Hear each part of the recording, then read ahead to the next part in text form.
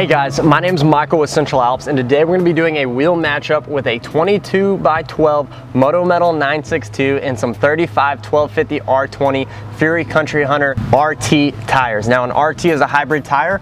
It's a hybrid in between a mud and an all-terrain tire. It's got the tread depth of a mud terrain yet the pattern of an all-terrain. So it handles similar to an all-terrain tire, however it gives you the aggressive look of a mud terrain, and I absolutely love them.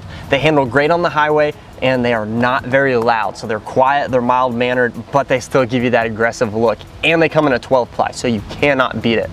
Then these Moto Metal 962 wheels, they're offered in a 17, 18, 20, or 22-inch wheel, and they are offered in a gloss black and milled window, which is what we have, a chrome finish, a chrome with a gloss black lip, or a satin gray with milled window, a milled accent.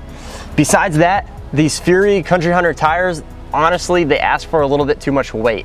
They are very sporadic in the weight that they ask for. Some of them ask for 3.5 ounces and some of them ask for 9. And even if you spin it on the wheel, they'll ask for 7, 8 ounces. So they don't balance great. However, once you do get them balanced, even if it is 9 ounces, they handle phenomenally on the highway, even at high highway speeds. I love them. If I had the choice, I would put them on my personal vehicle because of the price point that they're offered at and how they handle and how they look. And the fact that you can get them in a 12-ply, you cannot beat it.